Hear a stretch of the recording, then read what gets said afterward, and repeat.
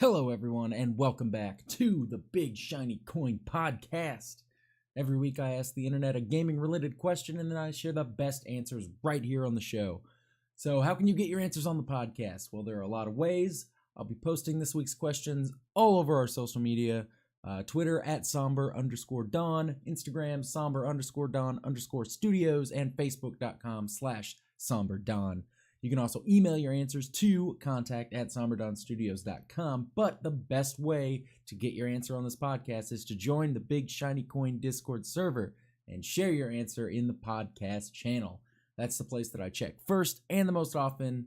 It'll get you on the podcast more than those other means. If you want to join the Big Shiny Coin Discord, head over to somberdawnstudios.com and there's a big join the Discord button right at the top of the page. You can't miss it. Now, without further ado, let's get into this week's question and all of your fantastic answers. Question is, what games do you like watching more than playing? For me, it's high-skilled or high-RNG games. I used to play Starcraft 2. The more I tried to get better and climb the ladder, the more stressful it felt to play. Ladder anxiety hit me really hard. I realized that I much preferred playing very casual 3v3 or 4v4 in Starcraft 2 and watching 1v1 instead of playing it myself. I also find that high RNG games, I'd rather just watch highlights of crazy plays than grinding it out to find those myself. With StarCraft 2, it was weird. I started playing in college, and a lot of the time I found trying to start playing 1v1, trying the ladder, was more stressful than actually studying for my classes, which is kind of ridiculous.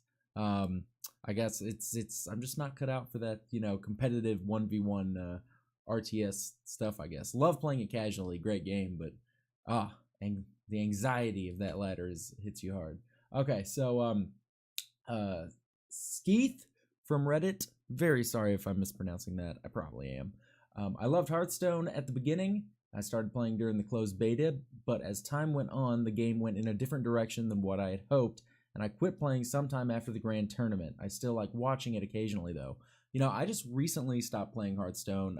I played the mobile version, and I just realized that it was, for me personally, it was just like a mobile time sink.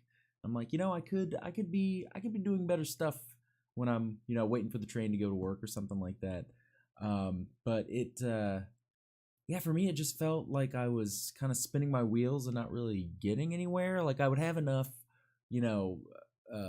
dust to make a good deck every, time a new set came around. I'd pick a deck or two and be like, I want to make that one. And I was always able to make it. But it just, at some point, it felt more like an obligation and a time waster than, having fun. And like I said, for high RNG games, like watching highlights for me can be far more entertaining. Instead of playing a million years to hit that one crazy 1 in a million thing, I can just go to YouTube and watch a lot of those 1 in a million things. So, Discordian, while I super love playing it well, I have to admit that watching a really skilled player on SSX Tricky 3 and 4 is just amazing. I picked this answer because it reminded me that game existed. I played that game on either original Xbox or GameCube. I think it was Xbox. Maybe both. I might have had it for both. Maybe I played it on GameCube at a friend's house, but I'm pretty sure I had it for Xbox, and I really loved that. And honestly, I didn't know there were 3 or 4 and that people were really good at it. So that makes me kind of want to like go to YouTube or go to Twitch and just find that game. I never knew that there was still a solid community around it. That's so awesome. Imorio from Reddit. League of Legends. When playing that game, you almost have to commit to just playing that game. Was still fun to tune into LCS or streamers like Phantom Lord or Cowsep though. That's a game I can never get in. I've only played a couple games of League of Legends and it was fun enough, but I see what you mean that to be good at that game and to have fun playing it consistently, you have to play it so much. Like I had several answers that were battle royales and MOBAs, and I think that's it. That's the reasoning, is like it just takes so long to get like super high tier at them that you're like, I'd rather just watch some pros play this game. Linkums from Reddit says the Dark Souls series. They have really cool worlds, but I don't really enjoy playing them due to the way the controls feel and how much of the game is spent doing the same thing over when you die. Yeah, I've never gotten into Dark Souls, but I think I would feel the same way. I'm not into just punishingly difficult games. I can see why people are. You know, I get the appeal of getting that satisfaction when you get good at it and finally beat something that not a lot of people can beat. But I don't. Yeah, I think I would enjoy watching something like Dark Souls just to, you know, see the story and kind of get into the lore and the world, because you know that's a big draw of it for me. Stetson from Facebook, Binding of Isaac, all character speed runs. I feel like a lot of games, when you speedrun them, are completely different games. Like I'm still, oh my god, it's been way too long, but I'm still finally almost about to beat Celeste, which is just, I see streamers going live with Celeste all the time with speedruns, and I feel like kind of trying to give it like a little turn on the assist mode where you can basically just do whatever you want and try to run through it again, just because I feel like it'd be a completely different feeling game. I wanted to get through it first, you know, without anything special on, just like, you know, how the game was tuned, just beat it normally, then maybe go back for a speed run. But I've tuned into a couple Twitch channels where people are speedrunning that game, and oh my god, it looks completely different, you know. it's crazy, and the level of control that those, because I've died, oh my god, thousands of times in Celeste on just one playthrough. And just the skill these guys have of just never dying is just mind-blowing to me. Pendant of Bagels from Reddit says, back a few years ago when it was still huge, I'd have said DayZ, mostly since I couldn't run it back then. Well, that's a pretty good reason. Now I think I'd say the Fallout series. I've played Fallout 3, New Vegas, and Fallout 4 already multiple times, and I just get tired of it when I start it up myself. But seeing other players and how their mind works and interacts with the world is a bit more refreshing. Yeah, I can definitely see that with, you know, role-playing games.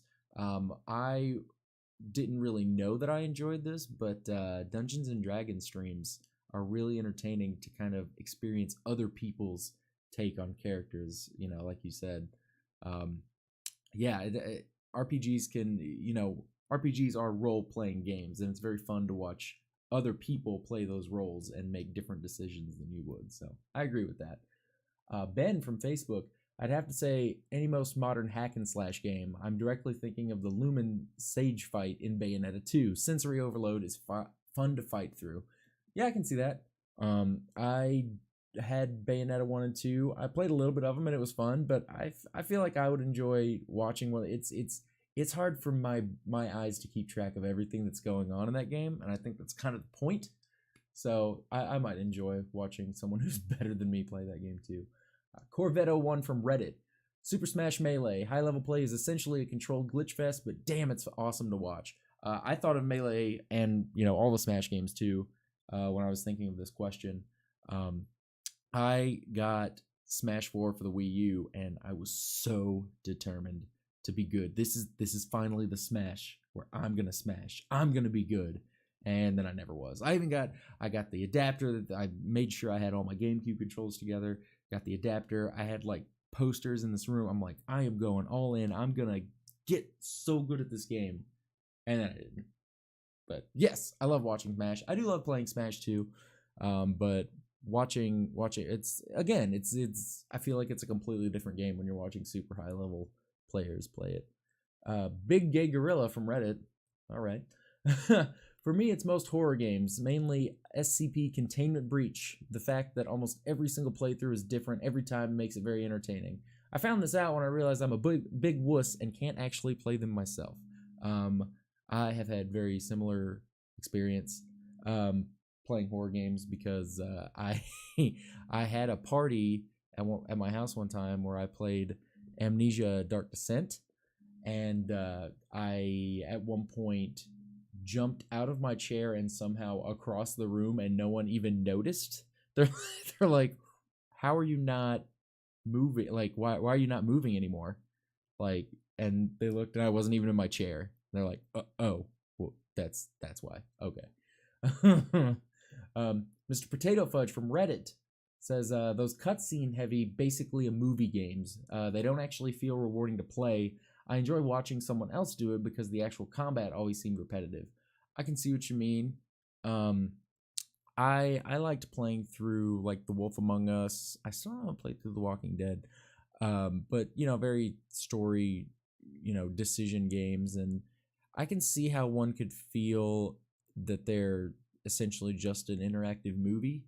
There were a few points in that game where, despite the amount of choices that I had, I didn't feel like I was actually making a huge impact on the game. So yeah, I might enjoy just watching, a streamer go through and do different paths through those games. Enoch29 from Reddit. Whatever my wife is playing. Good answer. Fantastic answer. That's well done. Well done. You're a glorious, glorious suck up, and I applaud that. So that's going to be it for this week's episode. I'm trying to keep them a little short, not too overwhelming for new people who want to get into the podcast. I know podcast episodes that are like over an hour long without you being warmed up to them a little bit can seem a little overwhelming. So I'm trying to keep them a little short for now. Good answers, short and sweet, not full of filler or anything like that. So once again, you can find us on Twitter at somber_Don, Instagram somber_Don_studios, and Facebook.com/somberdon. Email your answers into contact@somberdonstudios.com, or the best way to get your answers on this podcast is to join the Discord at somberdonstudios.com. That big ol' join the Discord button at the top. We're really trying to build a community. We want to hear all your wonderful voices. So whatever platform you're listening on, YouTube, iTunes, what have you, if you like the show, please give it a like, subscribe, follow, whatever the platform you're listening on has. It makes a big difference in getting the podcast seen, so other people can enjoy it as well. So thanks so much for listening, and until next week with the next question, see ya.